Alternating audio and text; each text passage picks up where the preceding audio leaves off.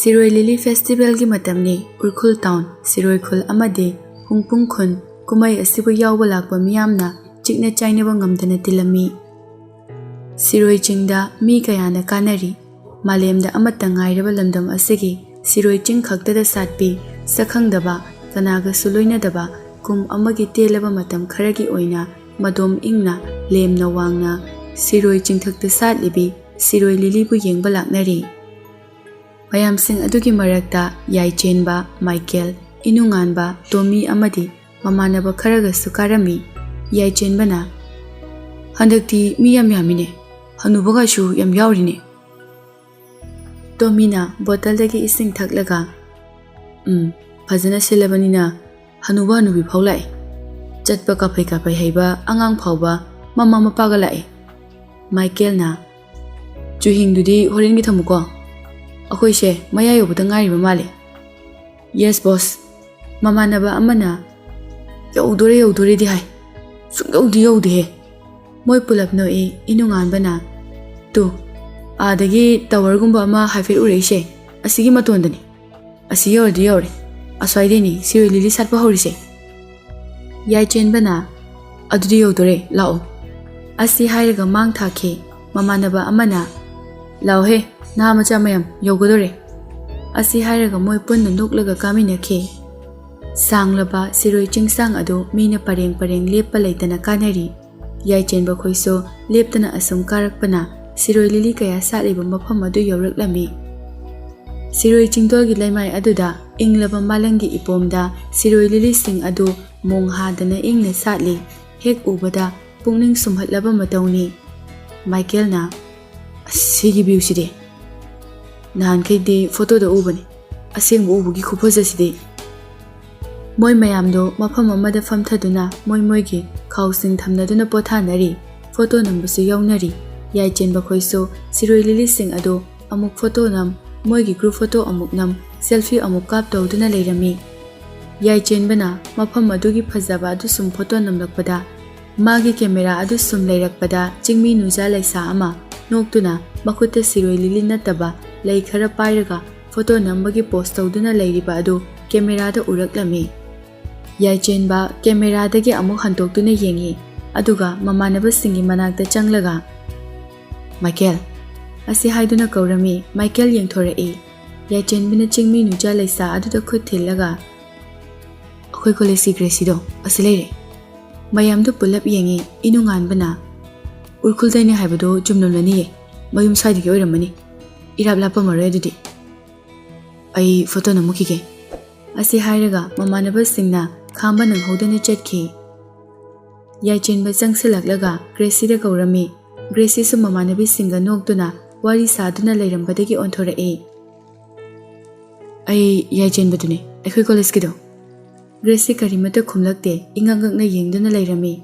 Mamanabi amana changsilaklaga madi maithailon phajana khangjibane. O mamanabi amana amu hauji kanna tamibane asi hairaga moi masen amu momonoknarami ado mase photo amtana minage. Mamanabi amana Gracie da hanglami aduda Gracie na talle haibagumna mangak nomloklami.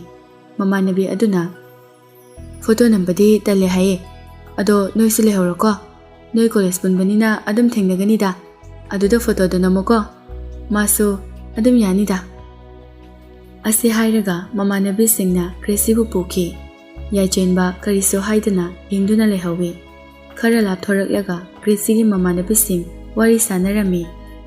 Mamanabi amana asi maitei pakhangse post taiko yam handsome oiko amana amu maitei pakhang handsome se aikhoi ita phajabi chingi leirangda ngauraga lehoriko asi hairaga moi pulamno e Siroi Chingdol adudagi kumkhirami.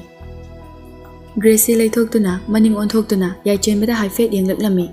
Gracie na yenglakpada ubada Yai Chenbadi ngauduna masal lengani haiba kauduna leptuna yengduna leirami. Mamanaba singna changsilaklaga inungan bana kaidoresina. Michael na Siroi Chingthaksida hello yongnaraba kainum tawrine. Yai Chenba mit singla e Tommy na Hojikido Gracie oiramdadana amado oiramdana ko Siroi Chingse kharasu hainabani ko. Horen nungdang kem tawdoise kibu kisilai. Asomna numidang oisilaktuna lakliba mayamdo mafam-mafamda ten khankatnaduna mai thankatnaduna kem tawnarami. Mafam adu ten na pek thalami yaichen bakhoiso ten mari khankatuna kem tawrami. Moi pulap maijau thaduna koina famduna gitar khongduna isai ge saknarami. Michael na yaichen ba nang isai salo. Ngasai morning gi vibes to aremada manghan bayar. Sakthar lori kaino. Asi hairaga Tommy dagi gitar lauraga isai saklaklami. Mamanaba sing aduna bottle ga thillaga naha oibagi yamna harauba nungaiba sing aduga loinana kumhai adu yaurami. Yaichen bakhoigi yumdani yaichen bagi mama binado machanupi gi masu ipan thabagi chatpagi loisinduna phi semna tholaktuna mamabu koraklami. Bema noibu loidribro thengin he tholoon he. Litana thoraklaga loirema tamosa tholani. Noi sidi tapida kitang ngana chassiko hairaga asomdana na chedo mirol ga lejadabaga makok ngauramleni. Ima ekhoi bungodi tumhauribani ngasai ayu khalaklaga ne chingkarubagi wari haiduna tumhauribani hawalaga lao hairambani. Laktadi horen ima horen mana tin su kaptoine aidi numidangi chaksu thonglamde. Lakjani asi haiduna bina makhoi ahum gari kakhatuna yaichen bagi mayamba lanchen bana thauduna chatkirami. Yaichen bagi mache Thanil hoidani mayamdo laigi thauram hongnaba koilang langnarami. Binana bungo thoklaklon he. Ngambaga Thanilna macha pamduna thoklaklaga punna phamlami. Ngamba Thanilgi mapuroibani yaichen bagi na mabaini. Laigi thauram hauraduna ahal amana ten kapnaba miru thaurang tawro haireklami adubu yaichen bati laktri. Binana nanau dubu kaidawraba jatnone kawraba jatla laktriba sibo aisu phone kawramen he. Litana ima aina phone tawbusu paidi. Lanchen bana ayamda yengkhige asi hairaga chatki hek tawbuga yaichen ba magi bullet adu paikhai mache khoigi sumangna thauchilaklami. Mayam loina yengthoraklami yaichen ba prap mache gi manakta changlaklami. Thanilna ngandala uyadri bunga ngasaidagi nangairi. As wadana tumuriche adunani. Ahal amana amo manara ten kaptoise asi haiduna hanglaklami. Mani babong lao asi haiduna mangal khara picharaga ten kafalami. Binana irubulu jarak chalone sibo. Luzara amoy. Yaichen ba mangau kharathi ngangnaba khara warami. Asumna thauram loisilarakduna mayam chak chananaba honarami. Yaichen ba machegi nakta changlaklaga che ai chalage imanabagi thaba ama tawminasina hairakpani ai kawrure. Kari thabang noibungo chak charaga chalo. Ngasidi chichegi angangi ipan thaba lei hai khoyadro ngasidi chalurenu. Nungai roye ai lake haidokre. Thanilna kayam luba thabak noba chak charaga chalo haiba nangi ngangnaba wabise kharadi to okaidoragi bungo. Mama Binana nachino pangangnaroko ai mase ngangnaba yamna ware asi haiduna mayamna namduna yaichen babu chak pijarami. College tani yaichen ba Michael amadi inungan ba moi gari khampamda gari du khamduna wari sanarami. Yaichen bana ngasidi Gracie udine. Inungan bana class yarambasu yai lakibani. Mase maitalon phajana khangdi harini.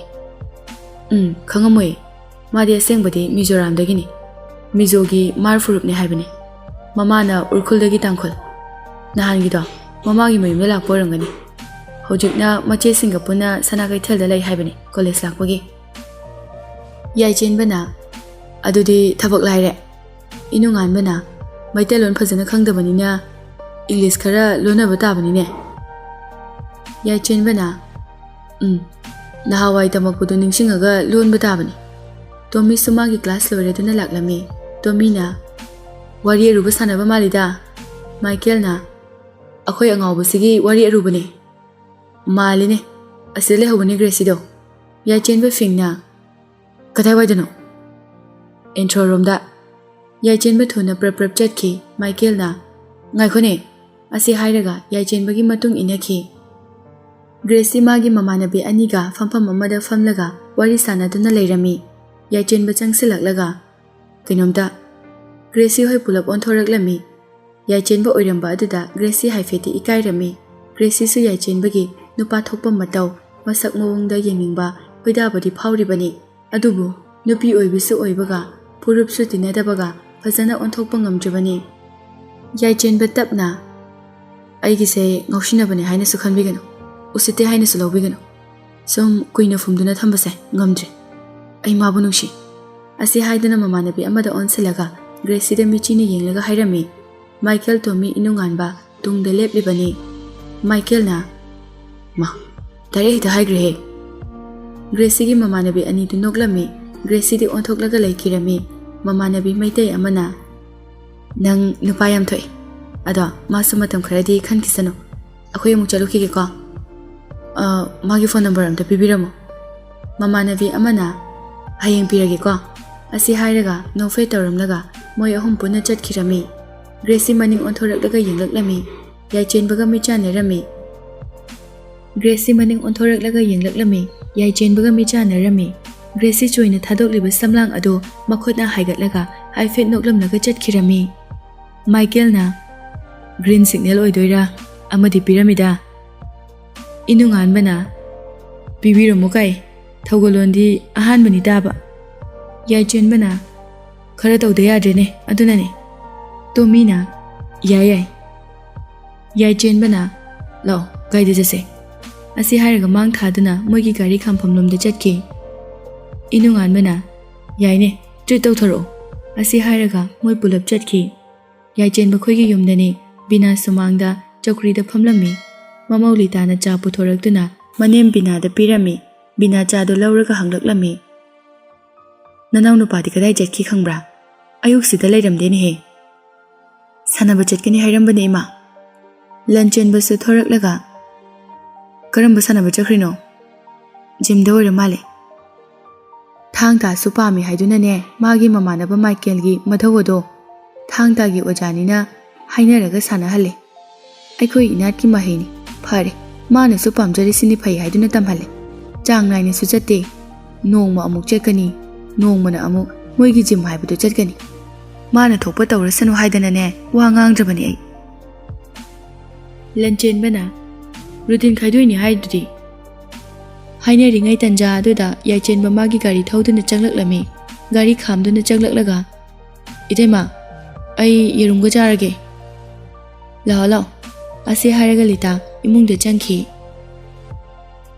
binana ngasi na routine da gym chatpagi tarira hoima Monday dagi thangta mu chakani asi haina thawa sadana khumlamlaga changki mama binadu khoidau sawningna yengduna lehawi yaichen ba khoigi college ki freshers meet pangthoklami yaichen ba amadi mamanaba mayam langduna college ki hall manung aduda changlaklami stage ta satra mai sei sakli tomina singer jena hoi lakani haibani ne moidi khara thengdoramni ne adudi loifau leitabani ne Gracie hoi fashion parade yauni haibani yaichen bana ngasidi photo shoot naminadaba yade phone number shoot lawda yade third semester gi mahairoi singi inat ki oibe visual singi fashion parade haurani haiduna lauthoraktuna fashion parade adu hauраklami mahairoi nupa nupi singna phuruk makhal makhal gi nat ki visual sing setuna fashion show thoknaraklami Gracie so magi mar phuruk ki nat ki visual setuna thoraklami Gracie ubada yaichen bana changsinduna magi phone da photo pangkap ta kaplami Gracie so stage mathakta gi yaichen bana mabu photo namliba du urami mahairoi atai singna so phajai haiduna launaraklami mahairoi nupa kharana Gracie da I love you haina kanna lausilaklami yaichen bana nupa sing aduda mamit khana yenglami asamna fashion parade ado loiraduna Gracie hoi mijo furup ki cherau bamboo dance amuk sarami yaichen bana video namlami jagoi saba loiraduna Gracie mamanabi singa holgi mapanda leirami yaichen bakhoi su tholakduna Gracie hoina leiriba adu uraduna changsilaklami mamanabi amana ꯌꯥꯏꯆꯦꯟꯕꯁꯦ ꯑꯃꯨꯛ ꯂꯥꯛꯑꯦꯗꯣ Gracie ꯈꯣꯏ ꯄꯨꯂꯞ ꯌꯦꯡꯊꯣꯔꯛꯂꯝꯃꯤ ꯌꯥꯏꯆꯦꯟꯕ Michael ꯇꯣꯃꯤ ꯏꯅꯨꯡꯉꯥꯟꯕ ꯃꯣꯏ ꯄꯨꯟꯅ ꯆꯪꯂꯛꯂꯝꯃꯤ ꯌꯥꯏꯆꯦꯟꯕꯅ ꯒ꯭ꯔꯦꯁꯤꯗ ꯑꯁꯨꯝꯅ ꯍꯥꯏꯔꯝꯃꯤ ꯌꯥꯝ ꯐꯖꯈ꯭ꯔꯦ model ꯑꯣꯏꯕ ꯌꯥꯔꯅꯤ ꯃꯣꯏ ꯄꯨꯂꯞ ꯃꯣꯃꯣꯟ ꯅꯣꯛꯂꯛꯂꯝꯃꯤ ꯌꯥꯏꯆꯦꯟꯕꯅ ꯃꯈꯥ ꯇꯥꯔꯛꯏ ꯑꯩꯒꯤ ꯄꯥꯎꯈꯨꯝꯁꯨ ꯉꯥꯏꯗꯤ ꯉꯥꯏꯖꯔꯤꯕꯅꯤ ꯑꯗꯣ ꯑꯗꯨꯅ ꯈꯔ ꯇꯞꯅ ꯄꯤꯔꯁꯨ ꯐꯣꯇꯣꯗꯤ ꯑꯃꯇ ꯅꯝꯃꯤꯟꯅꯁꯦ ꯁꯨꯝ ꯃꯦꯃꯣꯔꯤ ꯑꯣꯏꯅꯕ ꯅꯍꯥꯟꯃꯨꯛꯁꯨ ꯅꯝꯃꯤꯟꯅꯁꯦ ꯌꯥꯈꯤꯗꯦ ꯒ꯭ꯔꯦꯁꯤꯗꯨ ꯉꯥꯏꯍꯥꯛ ꯋꯥꯈꯜ ꯈꯜꯂꯒ ꯏꯊꯥ ꯊꯥꯖꯗꯅ ꯐꯣꯇꯣ ꯅꯝꯃꯤꯟꯅꯁꯦ ꯍꯥꯏꯕꯗꯨ ꯌꯥꯔꯛꯂꯝꯃꯤ ꯌꯥꯏꯆꯦꯟꯕꯗꯨ ꯌꯥꯝꯅ ꯍꯔꯥꯎꯔꯝꯃꯤ ꯑꯇꯩ ꯃꯌꯥꯝ ꯑꯗꯨ ꯍꯥꯏꯐꯦꯠ ꯉꯛꯅꯔꯝꯃꯤ ꯃꯥꯏꯀꯦꯜꯅ ꯅꯣꯏ ꯑꯅꯤ ꯂꯦꯞꯃꯤꯟꯅꯔꯣ ꯑꯩ ꯅꯝꯕꯤꯔꯛꯑꯒꯦ ꯌꯥꯏꯆꯦꯟꯕꯒ ꯒ꯭ꯔꯦꯁꯤꯒ ꯂꯦꯞꯃꯤꯟꯅꯕ ꯑꯗꯨ ꯃꯥꯏꯀꯦꯜꯅ ꯐꯣꯇꯣ ꯅꯝꯂꯝꯃꯤ ꯒ꯭ꯔꯦꯁꯤꯒꯤ ꯃꯃꯥꯟꯅꯕꯤ ꯑꯃꯅ ꯑꯩꯈꯣꯏ ꯄꯨꯟꯅ ꯒ꯭ꯔꯨꯞ ꯁꯦꯜꯐꯤ ꯑꯃ ꯇꯧꯁꯦ ꯅꯣꯏ ꯑꯅꯤꯈꯛ ꯅꯝꯕꯗꯤ ꯌꯥꯔꯣꯏ ꯃꯣꯏ ꯄꯨꯂꯞ ꯒ꯭ꯔꯨꯞ ꯁꯦꯜꯐꯤ ꯑꯃ ꯅꯝꯂꯝꯃꯤ ꯐ꯭ꯔꯦꯁꯦꯁ ꯃꯤꯠꯀꯤ ꯎꯅꯈꯤꯕ ꯐꯣꯇꯣ ꯅꯝꯃꯤꯟꯅꯈꯤꯕ ꯅꯨꯃꯤꯠ ꯑꯗꯨꯗꯒꯤ ꯌꯥꯏꯆꯦꯟꯕꯅ ꯒ꯭ꯔꯦꯁꯤ ꯀꯣꯂꯦꯖ ꯂꯥꯛꯄ ꯐꯖꯅ ꯎꯈꯤꯗ꯭ꯔꯦ ꯅꯣꯡꯃ ꯒ꯭ꯔꯦꯁꯤ ꯃꯆꯦ ꯑꯅꯤꯒ ꯅꯨꯄꯥ ꯑꯃꯒ ꯄꯨꯟꯅ ꯅꯨꯡꯉꯥꯏꯇꯕꯒꯤ ꯃꯥꯏꯊꯣꯡꯒ ꯂꯣꯏꯅꯅ ꯀꯣꯂꯦꯖ ꯒꯦꯠꯇꯒꯤ ꯕꯣꯂꯦꯔꯣ ꯑꯃꯗ ꯀꯥꯈꯠꯇꯨꯅ ꯆꯠꯈꯤꯕ ꯌꯥꯏꯆꯦꯟꯕꯅ ꯀ꯭ꯂꯥꯁꯔꯨꯝꯗꯒꯤ ꯎꯔꯝꯃꯤ ꯃꯥꯅ ꯆꯦꯟꯊꯣꯔꯛꯄꯗ ꯕꯣꯂꯦꯔꯣ ꯑꯗꯨ ꯌꯥꯡꯅ ꯑꯗꯨꯝ ꯊꯧꯗꯨꯅ ꯆꯠꯈꯤ ꯌꯥꯏꯆꯦꯟꯕ ꯒ꯭ꯔꯦꯁꯤꯕꯨ ꯁꯨꯝ ꯎꯔꯛꯇꯕꯗꯒꯤ ꯃꯃꯥꯟꯅꯕꯤ ꯑꯃꯗ ꯍꯪꯂꯝꯃꯤ ꯒ꯭ꯔꯦꯁꯤꯗꯣ ꯀꯣꯂꯦꯖ ꯂꯥꯛꯄꯁꯨ ꯎꯗ꯭ꯔꯦ ꯀꯩꯗꯧꯕ ꯌꯥꯎꯔꯒꯦ ꯃꯃꯥꯟꯅꯕꯤ ꯑꯗꯨꯅ ꯀꯩꯗꯧꯔꯕꯅꯣ ꯈꯪꯗꯦ ꯑꯩꯈꯣꯏꯁꯨ ꯃꯥꯒꯤ ꯐꯣꯟꯁꯨ ꯑꯌꯥꯝꯕ ꯃꯇꯝꯗ ꯁ꯭ꯋꯤꯆ ꯑꯣꯐ ꯂꯩꯌꯦ ꯄ꯭ꯔꯣꯕ꯭ꯂꯦꯝ ꯑꯃ ꯂꯩꯕꯗꯤ ꯃꯥꯜꯂꯦ ꯑꯩꯈꯣꯏꯗꯁꯨ ꯀꯩꯝꯇ ꯍꯥꯏꯗꯣꯛꯇꯦ ꯑꯗꯣ ꯃꯥꯒꯤ ꯅꯝꯕꯔꯗꯨ ꯑꯝꯇ ꯄꯤꯕꯤꯌꯣ ꯃꯃꯥꯟꯅꯕꯤꯗꯨ ꯍꯥꯏꯐꯦꯠ ꯈꯜꯂꯒ ꯍꯣꯏ ꯍꯥꯏꯔꯛꯀꯦ ꯑꯁꯤ ꯍꯥꯏꯗꯨꯅ ꯒ꯭ꯔꯦꯁꯤꯒꯤ ꯐꯣꯟ ꯅꯝꯕꯔ ꯑꯗꯨ ꯌꯥꯏꯆꯦꯟꯕꯗ ꯄꯤꯔꯝꯃꯤ ꯃꯌꯨꯝ ꯌꯧꯔꯒ ꯌꯥꯏꯆꯦꯟꯕꯅ ꯐꯣꯟ ꯅꯝꯕꯔ ꯑꯗꯨꯗ ꯀꯣꯜ ꯇꯧꯔꯝꯃꯤ ꯑꯗꯨꯕꯨ ꯁ꯭ꯋꯤꯆ ꯑꯣꯐ ꯂꯩꯔꯝꯃꯤ ꯌꯥꯏꯆꯦꯟꯕ ꯋꯥꯈꯜ ꯑꯃ ꯂꯥꯛꯇꯨꯅ ꯃꯥꯏꯀꯦꯜꯗ ꯀꯣꯜ ꯇꯧꯔꯝꯃꯤ ꯃꯥꯏꯀꯦꯜꯅ ꯀꯩ ꯂꯩꯔꯒꯦ ꯒ꯭ꯔꯦꯁꯤꯗꯣ ꯁꯅꯥꯀꯩꯊꯦꯜꯗ ꯃꯆꯦꯁꯤꯡꯒ ꯂꯩ ꯍꯥꯏꯗꯥꯏꯅꯦ ꯃꯐꯝ ꯆꯞ ꯆꯥꯕ ꯈꯪꯕ꯭ꯔꯥ ꯃꯐꯝ ꯆꯞ ꯆꯥꯕꯗꯤ ꯈꯪꯗꯦ ꯃꯃꯥꯟꯅꯕꯤ ꯑꯃꯗ ꯍꯪꯒꯦ ꯈꯔ ꯊꯨꯅ ꯑꯝꯇ ꯍꯪꯉꯒ ꯍꯥꯏꯔꯛꯑꯣ ꯑꯁꯤ ꯍꯥꯏꯔꯒ ꯐꯣꯟ ꯊꯝꯅꯔꯝꯃꯤ ꯉꯥꯏꯍꯥꯛ ꯂꯩꯔꯒ ꯃꯥꯏꯀꯦꯜꯅ ꯑꯃꯨꯛ ꯐꯣꯟ ꯇꯧꯔꯛꯇꯨꯅ ꯒ꯭ꯔꯦꯁꯤꯒꯤ ꯂꯩꯐꯝ ꯍꯥꯏꯔꯛꯂꯝꯃꯤ ꯌꯥꯏꯆꯦꯟꯕꯒ ꯃꯥꯏꯀꯦꯜꯒ ꯁꯅꯥꯀꯩꯊꯦꯜꯗ ꯒ꯭ꯔꯦꯁꯤꯒꯤ ꯂꯩꯐꯝ ꯊꯤꯕ ꯂꯥꯛꯂꯝꯃꯤ ꯌꯥꯏꯆꯦꯟꯕꯒꯤ ꯒꯥꯔꯤꯗ ꯃꯥꯏꯀꯦꯜꯅ ꯃꯅꯤꯡꯗ ꯇꯣꯡꯗꯨꯅ ꯀꯣꯏꯊꯧ ꯊꯧꯗꯨꯅ ꯊꯤꯔꯝꯃꯤ ꯌꯥꯏꯆꯦꯟꯕꯅ ꯅꯪꯕꯨ ꯁ꯭ꯋꯥꯏꯗꯅꯦ ꯍꯥꯏꯗꯥꯏꯅꯦ ꯃꯥꯅꯦ ꯁ꯭ꯋꯥꯏꯗꯅꯦ ꯃꯥꯅ ꯍꯥꯏꯔꯛꯄꯗꯣ ꯑꯁꯤꯗ ꯑꯝꯇ ꯍꯪꯁꯦ ꯑꯁꯤ ꯍꯥꯏꯔꯒ ꯒꯥꯔꯤ ꯈꯥꯝꯂꯒ ꯗꯨꯀꯥꯟ ꯑꯃꯗ ꯍꯪꯂꯝꯃꯤ ꯗꯨꯀꯥꯟ ꯐꯝꯕ ꯑꯗꯨꯅ ꯑꯃꯨꯛ ꯇꯥꯛꯂꯛꯄꯗꯒꯤ ꯌꯨꯝ ꯑꯃꯗ ꯆꯪꯂꯒ ꯍꯪꯂꯝꯃꯤ ꯁꯤꯗ ꯒ꯭ꯔꯦꯁꯤ ꯀꯧꯕ ꯎꯔꯈꯨꯜꯗꯒꯤ DM ꯀꯣꯂꯦꯖꯇ ꯇꯝꯕ ꯑꯃ ꯂꯩꯕꯤꯕ꯭ꯔꯥ ꯅꯨꯄꯤ ꯑꯍꯜ ꯑꯃꯅ ꯂꯩꯔꯝꯃꯦ ꯃꯣꯏꯗꯤ ꯍꯟꯈ꯭ꯔꯦꯅꯦꯍꯦ ꯀꯅꯥꯅꯣ ꯏꯕꯨꯡꯉꯣ ꯀꯣꯂꯦꯖꯀꯤ ꯃꯃꯥꯟꯅꯕꯅꯦ ꯏꯅꯦ ꯑꯗꯣ ꯀꯔꯝ ꯀꯥꯟꯗ ꯂꯥꯛꯀꯅꯤ ꯑꯗꯨꯗꯤ ꯃꯣꯏꯁꯦ ꯍꯥꯏꯕ ꯉꯝꯗꯦ ꯕꯨꯡꯉꯣ ꯒ꯭ꯔꯦꯁꯤꯁꯨ ꯕ꯭ꯔꯦꯟ ꯇ꯭ꯌꯨꯃꯔ ꯅꯥꯏ ꯍꯥꯏꯗꯅꯅꯦ ꯃꯆꯦꯁꯤꯡꯒ ꯄꯨꯟꯅ ꯃꯌꯨꯝꯗ ꯆꯠꯈꯤꯕꯅꯤ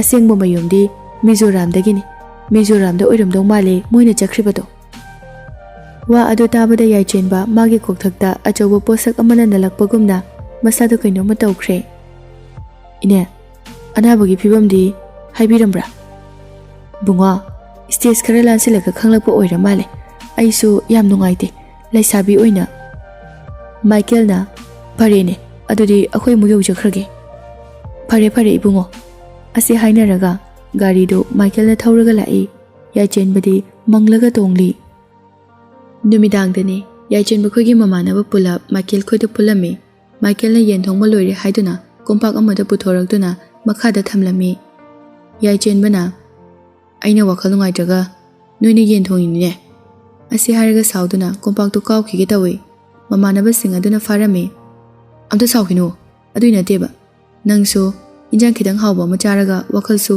ꯈꯤꯇꯪ ꯐ꯭ꯔꯦꯁ ꯑꯣꯏꯅꯕꯅꯤ ꯑꯗꯨꯗ ꯏꯪꯅ ꯑꯩꯈꯣꯏ ꯄꯨꯟꯅ ꯀꯩ ꯇꯧꯁꯤꯒꯦꯗꯣ ꯈꯟꯅꯁꯦꯅ ꯇꯧꯕꯅꯤ ꯀꯩ ꯇꯧꯁꯤꯒꯦ ꯅꯪꯅ ꯑꯄꯥꯝꯕ ꯁꯤ ꯇꯧꯁꯦ ꯍꯥꯏꯕꯗꯣ ꯍꯥꯏꯔꯣ ꯄꯥꯡꯊꯣꯛꯑꯗꯕꯅꯤ ꯌꯥꯏꯆꯦꯟꯕ ꯇꯞꯊꯔꯒ ꯃꯤꯖꯣꯔꯥꯝ ꯆꯠꯁꯦ ꯃꯥꯒꯤ ꯃꯅꯥꯛꯇ ꯆꯠꯂꯒ ꯃꯥꯒ ꯎꯅꯕ ꯄꯥꯝꯃꯤ ꯃꯃꯥꯟꯅꯕꯁꯤꯡ ꯑꯗꯨ ꯌꯦꯡꯅꯔꯝꯃꯤ ꯏꯅꯨꯡꯉꯥꯟꯕꯅ ꯐꯔꯦ ꯆꯠꯂꯁꯦ ꯃꯥꯒꯤ ꯑꯦꯗ꯭ꯔꯦꯁꯇꯨꯅ ꯃꯃꯥꯟꯅꯕꯤꯁꯤꯡꯗ ꯍꯪꯍꯜꯂꯁꯦ ꯃꯥꯏꯀꯦꯜꯅ ꯏꯃꯥ ꯍꯣꯏꯗꯗꯤ ꯀꯃꯥꯏ ꯍꯥꯏꯔꯝꯁꯦ ꯍꯥꯏꯅꯣ ꯃꯤꯖꯣꯔꯥꯝꯒꯤ ꯐꯦꯁꯇꯤꯚꯦꯜ ꯑꯃ ꯌꯦꯡꯉꯨꯒꯦ ꯅꯨꯃꯤꯠ 6ꯅꯤꯃꯨꯛꯇꯅꯤ ꯍꯥꯏꯔꯝꯃꯁꯦ ꯑꯁꯤ ꯍꯥꯏꯗꯨꯅ ꯃꯣꯏ ꯄ꯭ꯂꯥꯟ ꯂꯣꯏꯅ ꯁꯦꯝꯈꯤꯔꯝꯃꯤ ꯌꯥꯏꯆꯦꯟꯕ ꯈꯣꯏꯒꯤ ꯌꯨꯝꯗꯅꯤ ꯕꯤꯅꯥꯅ ꯃꯤꯖꯣꯔꯥꯝꯗ ꯀꯔꯤ ꯀꯨꯝꯍꯩꯅꯣꯕ ꯅꯪꯅ ꯌꯦꯡꯉꯨꯗꯣꯏꯁꯦ ꯀꯣꯂꯦꯖꯀꯤ ꯄꯔꯤꯈꯥꯁꯨ ꯀꯨꯏꯗ꯭ꯔꯦ ꯍꯥꯏꯗꯅ ꯉꯔꯥꯡꯗ ꯅꯠꯇ꯭ꯔꯣ ꯐꯣꯔꯝ ꯐꯤꯜ ꯑꯞ ꯇꯧꯕꯗꯨꯕꯣ ꯅꯨꯃꯤꯠ 6ꯅꯤꯃꯨꯛꯇꯅꯤ ꯏꯃꯥ Parikhadi numi phanayam wali. Pabasu advance ta phanayam na paba loikhre. Kayadanu yengwani he advance ta phanayam na paba loikhre kai. Nongmada su ningthi nungaina larik phabu soktaba mana. Koiba langbase khara lepo haibasisu sungya yadene nang. Paisa na kaidagi pudoriba. Imadagi khara tamodagi khara piro. Kayadanu tawrishi yengwani he. Lita sulaklami. Itema tamodagi lising tara khakta lobiro. Imadagi tara ama bibiro. Numid humni khaktane. Ai hayeng Mizoram chatoyne. Lita ingangakna yenglami. Binana masibu aibu kamaina ngangna doino. Kit ekta nami haiwani.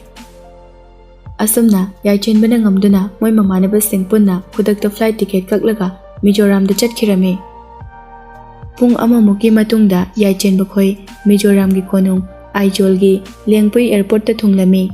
Yaichen bakhoi cab ama faduna Gracie gi mamanabi amadagi laurakpa address aduta laklami. Chingi na pomsingda lairiba Aijol city aduki matik ningthijai. Yenglu khudingda chingsang pareng lambi soroksu yamna nalami. Adubu yaichen bagi pukning yamna khoirang khoi saunarami. Yaichen bakhoi yum amagi thongalda cab adu khamhalami. Moi punna managanda khaw amamam poduna gate adu tapna hangtoktuna changlaklami. Yum adu piktakna chamna chingkhong amada leibani. Sum changsilaklaga yumdugi makhada leplaga Michael na kawlaklami. Anyone home? Nupa aniga nupi amaga thoraklami. Nupa anido amana Gracie gi apokpani amana mabungni. Aduga nupi aduna Gracie gi macheni. Gracie gi apokpana. Yes, can we help you? Yaichen bana. Is this Gracie Sangte's residence? We are her friends from Manipur. Asi haiduna hairami. Gracie gi apokpana. Oh, you all my daughter's friends. Come in. Asi haiduna Yaichen bakhoi putaramna imungda kaushilami. Yaichen bakhoi punna mamangi kada famduna masak taknaduna Gracie gi anabagi maramda wari sanarami. Gracie gi anabado ngalingai didi sintam amata uttabana khanghodre last stage da khanglakpani. Mapugi nongdam yengba tare haiduna Gracie gi apokpa amadi machena thamoi sokna Yaichen bakhoi da tamlami. Yaichen badi thamoi mache tana kairabani. Adubu losinaba hotnabani. Yaichen bana. We like to visit her. Can we? Gracie gi apokpana mapi taithoklaga. Of course, you can. Come. Asi haiduna hogatkirami. Yaichen bakhoi pulak Gracie bu lakatnaduna leiriba public hospital aduda laklami. Gracie na leiriba ICU aduda moi punna laklami. Gracie gi apokpina Yaichen bakhoidu kanano haiduna hanglaklami. Gracie gi apokpana masak taklami. Machanupi gi luraba matamda lakpibagi Yaichen bakhoibu thagalaklami. Amadi mabukningda nungsiduna mapi taraklami. ICU oibana mi changbadi yaramde. Gracie oxygen mask uptuna phamungda mit ushinduna hipliba adu mapandagi thongi mingseldagi Yaichen bana urami. Madu ubada Yaichen ba hanadagi hena thamoi kairami. Yaichen bagi mawong aduda magi mamanaba sing adusu nungairamde. Gracie gi mabungna Yaichen bakhoida. Have you booked your hotel? Tomina. No, we haven't. Asi haiduna khumnami. Gracie gi mabungna. Okay. Don't worry. I will arrange for you near this hospital. Okay, no problem. Thank you so much. Asamna Yaichen bakhoi hospital ga naknana hotel amada leinaba book tawrami. Yaichen ba mamanaba singa chananaba khara leiba chalami. Yaichen ba mathwa yamna nungaitabaga lambi chatli haiba phawbu kauduna manglami. Dukandagi thong hangtoktuna tholakpada soibadagi lambida lakpa nupa amada Yaichen bana thengjilami. Yaichen bana. Sorry. Asi haiduna hairami adubu nupa aniduna Yaichen bada induna usit thawaidana tarakpadagi Yaichen badu asawa phathaba ngamdabadagi funaraklami. Mamanaba singna khambadu yaramde nungaitaba pendaba pumba fudoktuna nupa ani aduda Yaichen bana phajana phurami. Dukalgi mingsel ka loina kaiduna nupa anido riptekpa amadi makhut nanthokpa yaurami. Yaichen ba Aijol gi city police na phakirami. Pawadu tabadagi Gracie gi apokpaga mabungana police singda hainaduna fine thiduna Yaichen bu lauthoraklami. Yaichen bana Gracie gi tamakoi chenchelami. Michael khoiso Yaichen bagi mateng panglami. Adubu mapu mahaki nongdamdi tamba ngamba nate mioiba kanana so onthokpa amadi nanthokpa ngamba nate. Hona rubana ama tholakpana ama Yaichen bakhoi moigi hotel la leiringaida ꯒ꯭ꯔꯦꯁꯤꯗꯣ ꯑꯅꯥꯕ ꯍꯦꯟꯖꯤꯜꯂꯦ ꯍꯥꯏꯗꯨꯅ ꯄꯥꯎ ꯄꯤꯔꯛꯄꯗꯒꯤ ꯌꯥꯏꯆꯦꯟꯕ ꯈꯣꯏ ꯍꯣꯁꯄꯤꯇꯥꯜꯗ ꯊꯨꯅ ꯆꯠꯂꯝꯃꯤ꯫ ꯒ꯭ꯔꯦꯁꯤꯗꯣ doctor ꯑꯃꯗꯤ ꯅꯔꯁꯁꯤꯡꯅ ꯌꯥꯝꯅ ꯀꯟꯅ ꯂꯥꯛꯅꯔꯝꯃꯤ꯫ ꯑꯗꯨꯕꯨ ꯃꯤꯀꯨꯞ ꯈꯔꯒꯤ ꯇꯨꯡꯗ ꯒ꯭ꯔꯦꯁꯤ ꯀꯟꯕ ꯉꯝꯗ꯭ꯔꯦ ꯍꯥꯏꯗꯨꯅ ꯗꯣꯛꯇꯔꯅ ꯍꯥꯏꯔꯛꯂꯝꯃꯤ꯫ ꯒ꯭ꯔꯦꯁꯤꯒꯤ ꯑꯄꯣꯛꯄꯤ ꯃꯕꯨꯡ ꯑꯃꯗꯤ ꯃꯆꯦ ꯑꯅꯤ ꯆꯦꯟꯁꯤꯟꯈꯤꯗꯨꯅ ꯌꯥꯝꯅ ꯊꯃꯣꯏ ꯁꯣꯛꯅ ꯀꯞꯂꯝꯃꯤ꯫ ꯒ꯭ꯔꯦꯁꯤꯒꯤ ꯑꯄꯣꯛꯄꯗꯤ ꯃꯄꯥꯟꯗ ꯃꯄꯤ ꯇꯥꯗꯨꯅ ꯂꯩꯔꯝꯃꯤ꯫ ꯌꯥꯏꯆꯦꯟꯕ ꯆꯪꯁꯤꯟꯕꯗꯤ ꯉꯝꯗ ꯃꯥꯁꯨ ꯃꯄꯤ ꯇꯥꯔꯛꯂꯝꯃꯤ꯫ ꯆꯠꯅꯕꯤꯒꯤ ꯃꯇꯨꯡ ꯏꯟꯅ ꯒ꯭ꯔꯦꯁꯤ ꯂꯩꯔꯣꯜ ꯆꯟꯈꯤꯔꯝꯃꯤ꯫ ꯒ꯭ꯔꯦꯁꯤꯒꯤ ꯏꯃꯨꯡꯒꯤ ꯃꯤꯑꯣꯏꯁꯤꯡ ꯑꯗꯨꯛꯀꯤ ꯃꯇꯤꯛ ꯀꯞꯂꯝꯃꯤ꯫ ꯌꯥꯏꯆꯦꯟꯕ ꯆꯤꯡꯒꯤ ꯃꯇꯥꯏ ꯑꯃꯗ ꯂꯦꯞꯇꯨꯅ ꯃꯥꯡꯗ ꯏꯪꯅ ꯎꯔꯤꯕ ꯆꯤꯡꯁꯥꯡ ꯆꯤꯡꯗꯣꯜꯁꯤꯡ ꯑꯗꯨꯕꯨ ꯊꯦꯠꯇꯨꯅ ꯄꯥꯏꯔꯤꯕ ꯂꯩꯆꯤꯜꯁꯤꯡ ꯑꯗꯨ ꯌꯦꯡꯂꯝꯃꯤ꯫ ꯃꯥꯒꯤ ꯐꯣꯟ ꯂꯧꯊꯣꯛꯇꯨꯅ ꯀꯣꯂꯦꯖꯇ ꯒ꯭ꯔꯦꯁꯤꯒ ꯃꯥꯒ ꯂꯦꯞꯃꯤꯟꯅꯗꯨꯅ ꯅꯝꯈꯤꯕ ꯐꯣꯇꯣ ꯑꯗꯨ ꯌꯦꯡꯂꯝꯃꯤ꯫ ꯌꯥꯏꯆꯦꯟꯕ ꯅꯨꯄꯥ ꯑꯣꯏꯖꯔꯕꯁꯨ ꯃꯄꯤ ꯐꯥꯕ ꯉꯝꯂꯛꯇ꯭ꯔꯗꯨꯅ ꯃꯄꯤ ꯑꯣꯔꯣ ꯑꯣꯔꯣ ꯇꯥꯔꯛꯂꯝꯃꯤ꯫ ꯒ꯭ꯔꯦꯁꯤꯅ ꯖꯒꯣꯏ ꯁꯥꯕꯒꯤ ꯚꯤꯗꯤꯑꯣꯒꯗꯨ ꯃꯇꯦꯛ ꯃꯇꯦꯛ ꯌꯦꯡꯗꯨꯅ